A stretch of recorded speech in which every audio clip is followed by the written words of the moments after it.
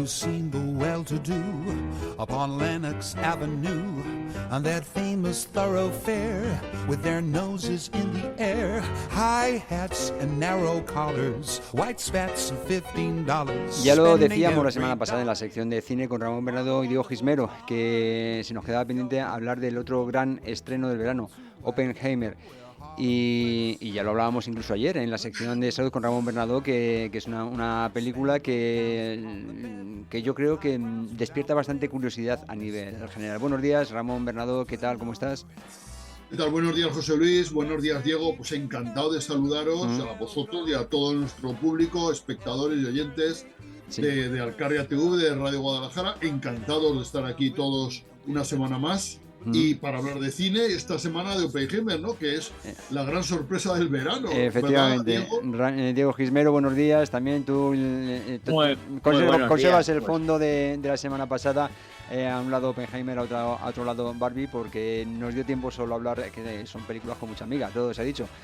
Pues es que Diego tiene el corazón partido. Bueno, es lo que tiene, como Alejandro Sanz. Efectivamente. ¿Cómo te conozco ya, eh? ¿Cómo te conozco? Qué bien me conoces, ¿Cómo me conocéis? Casi 10 años no sé decidirme en cuál de las dos me quedo, porque es que ambas me han gustado, cada una a su estilo, pero ambas me parecen las películas del verano, así que, bueno, y más otra que ya os comentaré. Bueno. Para que la voy a dejar luego al final del programa, voy a decir una, para dejarla pendiente, para que la comentemos la semana que viene cuando la hayas visto, Ramón. Pues vamos con ello, si os parece. Ramón Bernardo, Oppenheimer, esta película sobre el proyecto Manhattan, sobre Robert Oppenheimer, sobre el que se consideraba, si no me equivoco, el padre de la bomba atómica. Ramón, cuando quieras, ¿cómo lo ves? ¿Cómo lo has visto? Primero decir que, claro, que para los cinéfilos cualquier estreno de Christopher Nolan es un acontecimiento, ¿no?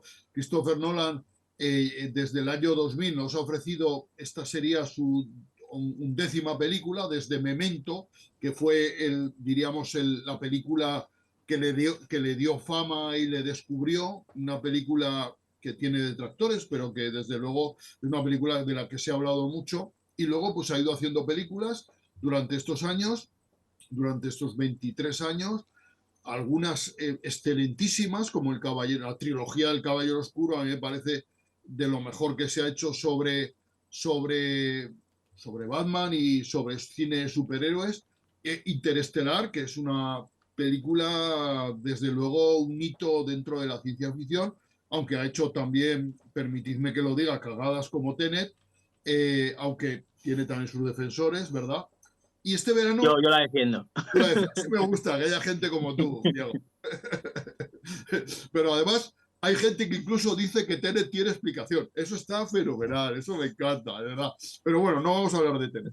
Pero este verano se han unido el fenómeno Barbie y el fenómeno Oppenheimer y se han convertido en Brabenheimer. O sea, ese fenómeno en el que dos películas diametralmente opuestas, una comedia, un drama, una color rosa, otra color rojo, púrpura, se han unido y han formado un fenómeno que ha llenado las salas de cine, que eso es una cosa que a mí me entusiasma y que ya se está reflexionando mucho de por qué ha ocurrido esto, y posiblemente desde luego las campañas de promoción han sido muy buenas, sobre todo la de Barbie, que es una campaña de promoción magnífica, pero también a lo mejor las sagas, ya estábamos cansados de otra de Santiago Segura, de otra más de superhéroes, ya estábamos cansados de otra más del Hombre Araña, de animación, a lo mejor cansados, un poco agotados ya de las sagas, de Indiana Jones, etcétera, de Misión Imposible, o sea, cansados de las sagas y de pronto encontramos dos productos que son originales, que son los primeros, que ahora parece ser que todo el mundo se va a apuntar al fenómeno Barbie y todas las empresas productoras de muñecas van a sacar su película, que esa es otra que lo dejaremos para más adelante, pero bueno, eso sabemos que cuando uno abre la veda, al final todos entran y al final no hay sitio para todos, con lo cual, como no hay sitio para todos, algunas de esas películas van a ser fracasos seguro. Yo espero que no, pero alguna lo será, seguro. El fenómeno se agota, ¿no? Bueno, entonces, Oppenheimer es una película difícil, o sea, no es una película fácil, no es una película para el público, el gran público, es una película que es una película muy dialogada, que tiene diálogos muy sesudos, ¿vale? Muy complejos, que además está muy basada en primeros planos, que es una película con muchos personajes, que algunos pasan fugazmente, que es difícil meterlos dentro de la trama a veces. Es una película compleja de ver, compleja. Pero la verdad es que Christopher Nolan consigue, yo creo, que a través de un montaje extraordinario, un montaje que me recuerda mucho a los mejores tiempos de Oliver Stone en el montaje, a través de una fotografía excelente y de un montaje de sonido excepcional, consigue atrapar al espectador. Y nos ofrece una mezcla de biopic, thriller y película de juicios, ¿no? Todo además con un formato que es muy asfixiante, pero al mismo tiempo muy atrayente y algo perturbador. Y la verdad es que le ha dado resultado, porque ya vemos que está llenando las salas y los comentarios después de ver la película, después de ver 3 horas de película, 3 horas de película en la que no paran de hablar y en la que nos explican los agujeros negros, la fisión nuclear, o sea, en la que nos explican, incluso nos explican procesos que se producen en la burocracia, diríamos, política americana, que son complejos, que son difíciles, ¿no? Y todo eso está muy bien contado, utilizando además el blanco y negro y el color. El color para cuando es Oppenheimer el narrador, porque la película está narrada en primera persona, diríamos, por Oppenheimer, y en blanco y negro cuando es la perspectiva de otra persona que cuenta la historia, ¿no? ¿Qué te ha parecido a ti, Diego? ¿Qué te atrae de este Nolan? Pues mira, a pesar de ser una película, entre comillas, muy dialogada, es una película que sigue teniendo un ritmo frenético en todo momento, un ritmo que a mí me parece más frenético, no, buenísimo, no tampoco frenético, no quiero tampoco que la gente piense que es frenética la película, pero sí que es verdad que la película, aunque son casi 3 horas, y es un thriller de acción en algún momento, ¿vale? Pero es que a pesar de convertirse en un biopic a un thriller, ¿vale? Para mi gusto es buenísimo el tema bélico en el que no se va a ver ni balas, ni disparos, ni siquiera se van a ver gente corriendo, ni peleando en ese sentido. Creo que está llevada a cabo de una manera magistral. Es verdad que la gran escena, además, que todo el mundo espera con Oppenheimer, tampoco es tan importante en la película. Eso también o sea, es importante, pero no en el montaje de la película. Y a mí me ha gustado la película. Yo debo decir que me ha gustado bastante el apartado visual, como siempre. Para mí Nolan me encanta. Y el sonido de Nolan también destaca. O sea, yo creo que es que Nolan te hace entrar en sus películas, a pesar de que hay gente que le tiene como un director muy antipático, entre comillas, porque tampoco llegas a querer mucho a sus personajes, normalmente en sus películas. Muestra un poquito una frialdad que a mí me gusta cómo muestran estos personajes, normalmente las películas de Nolan. A mí sí que me parece una película interesante, una película que, aunque digas que no es para todos los públicos, estoy de acuerdo, no es para todos los públicos, pero tampoco creo que se vayan a aburrir mucho la gente que no le da tanto por pensar. Yo creo que, oye, al menos es una historia que todo el mundo sabe, pero todo el mundo conoce la historia de Oppenheimer, o bueno, entre comillas, todo el mundo. Ahora sí, ahora Pero todo el mundo la conoce, ahora ya todo el mundo la conoce. ahora ya sí, exactamente. Ahora ya no queda otra, ahora todo el mundo lo sabe. Pero es verdad que tanto las pausas que hace, la forma de tratarlo y tal, a mí me parece una película de Nolan 100%, una película en la que, oye, el tiempo es importante, pero a mí me gusta mucho, sobre todo ese mezcla entre drama, biopic, un thriller con temas políticos, temas de juicios, como tú bien dices. A mí me gusta cómo toda la mezcla casa y se convierte en una película en la que las 3 horas a mí se me pasaron más o menos, entre comillas, rápido. Que te iba a decir, Diego, has apuntado una cosa que está muy bien, que yo no había apuntado, no había visto, que es que Oppenheimer también es una película de guerra, es una película bélica en la que no se pega ni un tiro. O sea, me explico, y eso no deja de ser un mérito, porque efectivamente nos está narrando la Segunda Guerra Mundial, nos la narra además desde el punto de vista de la vivieron muchos norteamericanos, que es desde la lejanía, ¿no? Pero que estaba muy presente, y eso también está en la película, ¿no?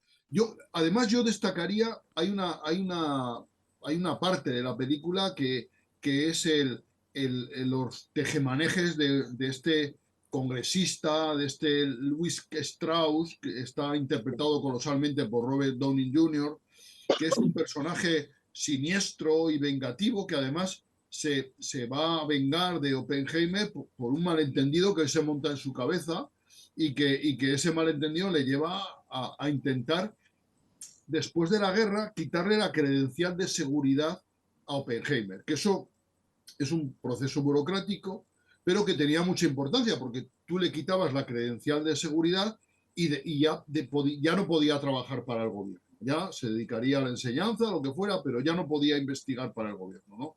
Y claro, eso ahí se la retiran por sus relaciones con el Partido Comunista. Y es que, claro, la visión de los comunistas antes de o durante la Segunda Guerra Mundial y después en Estados Unidos cambia radicalmente, ¿no? Porque el comunismo en Estados Unidos antes de la guerra era visto mucho como el antifascismo, como esa lucha por las libertades y tal, y se idealizaba el mundo comunista, ¿no? La Rusia igualitaria y tal, y claro, llega después de la guerra, los rusos, que eran los aliados durante la guerra, se convierten en los enemigos después de la guerra, se genera la política de bloques, empieza la Guerra Fría y de pronto los comunistas son en Estados Unidos el demonio y todo lo que huela a comunista es mirado con muy malos ojos, ¿no? Empieza la época del macarcismo, que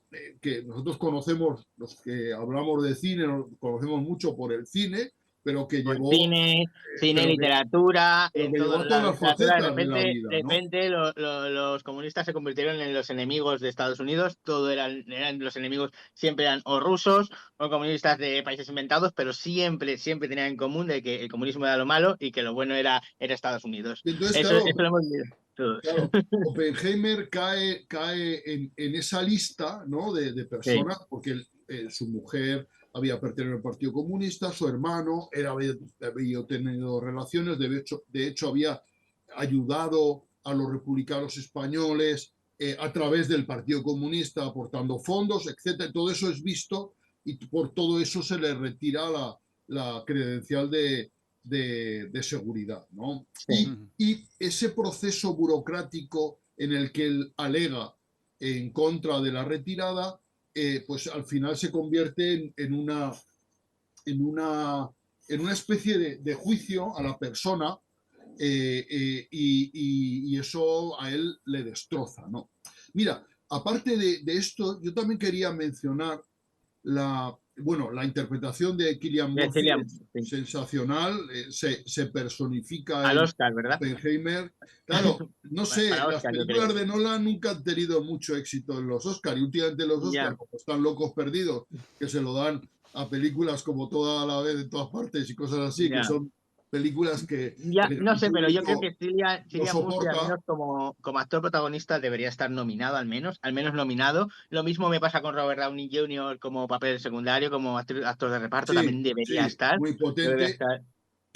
Hay que destacar también la actuación de Gary Oldman haciendo el presidente Truman. También. Esa entrevista que a mí me parece bestial, ese momento de la entrevista, ¿no? En el que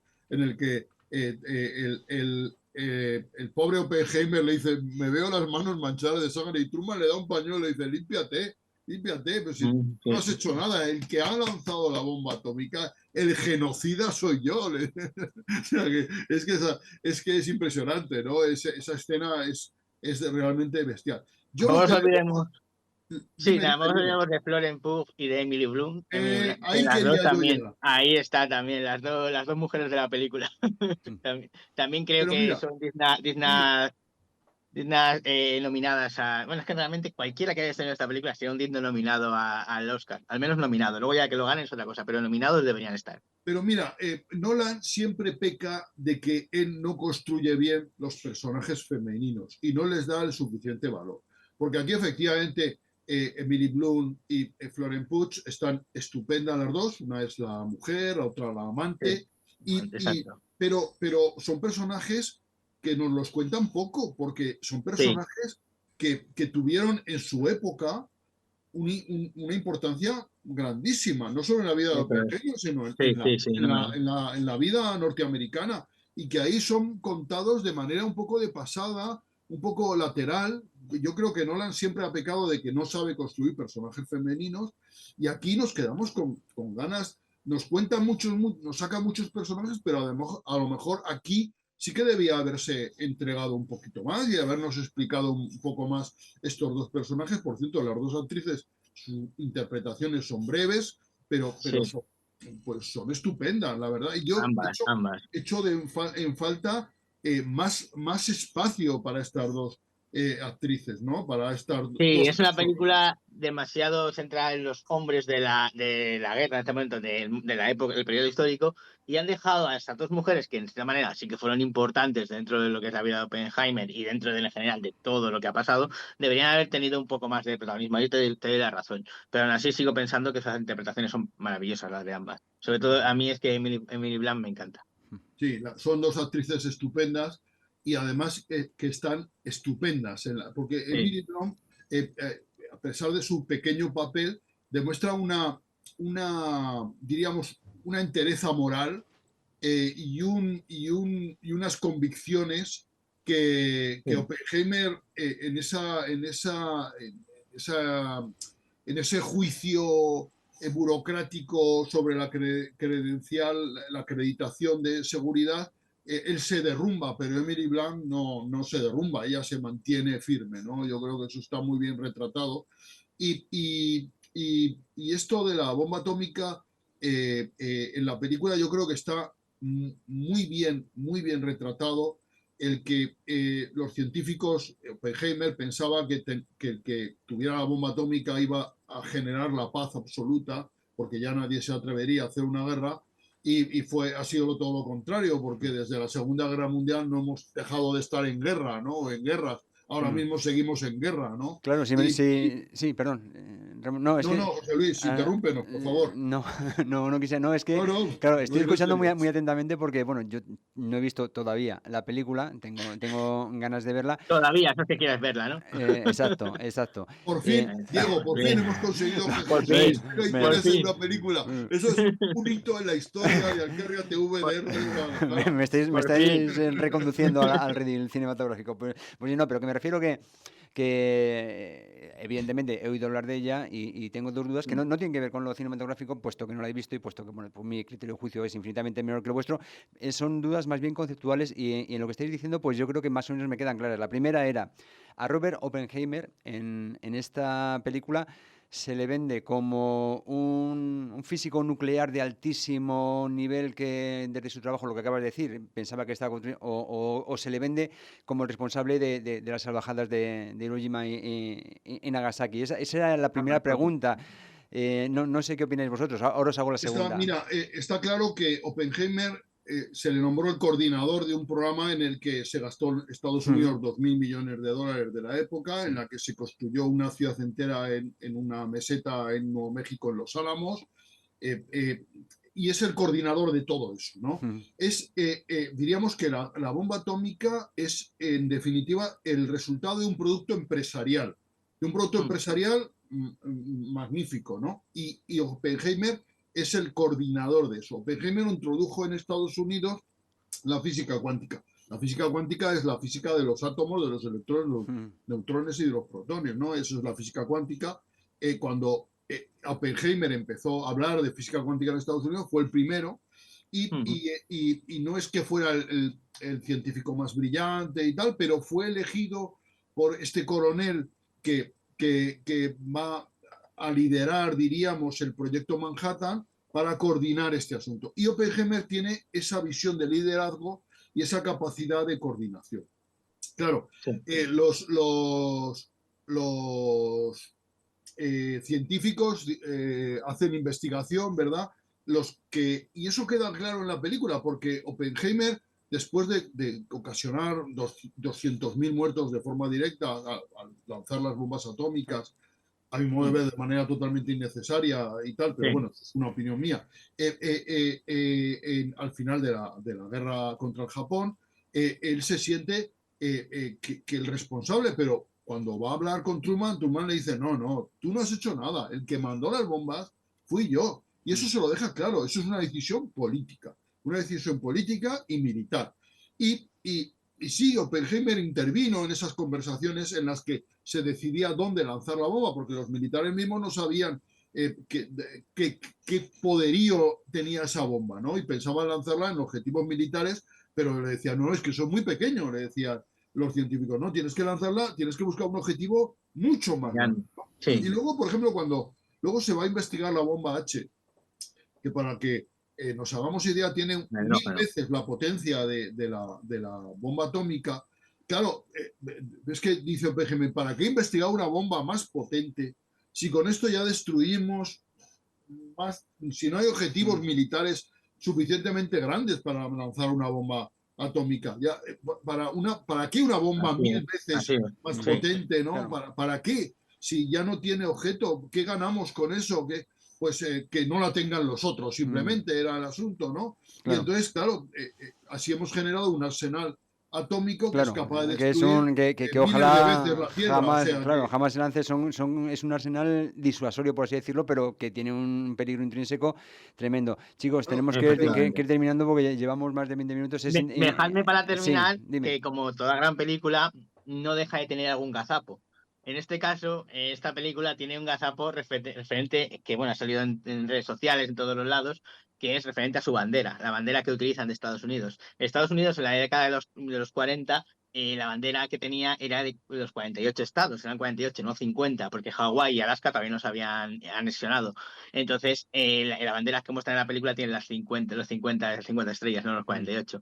Pero bueno, es un pequeño fallo, pero que la gente muy purista se ha dado cuenta, y más siendo estadounidenses, con lo que les gusta remarcar la bandera en el periodo histórico, pues ha sido un fallo ahí un poquito grande. Pero mira, Diego, a mí me parece importante porque Nolan, que presume de ser tan meticuloso, bueno, y que repite escenas y que busca, investiga absolutamente todo, va y mete la pata en la banderita. No me fastidia. Estará tirándose de los pelos. Me has roto la película. Yo estaba contento y me la acabas de romper, Diego. Me la acabas de romper. En fin, desde luego. Bueno, esa película que quieres que vea yo para la semana que viene. Dime cuál es, Diego. Así muy rápido, es una película de Netflix, una película de animación, una película que puedes ver con tus nietos, que se llama Nimona. La he visto, pero ¿la has visto? Bueno, por favor, claro, la semana que viene hablamos. Me parece increíble la película, me parece fenomenal. Así que quien no la haya visto, que aproveche a ver esta semana, que la semana que viene la comentamos aquí juntos. Te quería pillar, Diego, pues pero no la Sí, te quería pillar, no sé si la has visto o no. Pues ya tenemos deberes para la próxima semana. Muchísimas gracias, Ramón Bernadó, muchísimas gracias, Diego Gismero, por este ratito hablándonos de esta película, hoy Oppenheimer. El próximo día, bueno, ya lo presento el próximo día porque es un nombre un poco raro que todavía no me he aprendido. Gracias, chicos, hasta... Nimona, es muy fácil, Nimona, vale, venga. Nimona, sí, gracias y hasta la próxima. Hasta la próxima semana. Muchas gracias, nos vemos en el cine.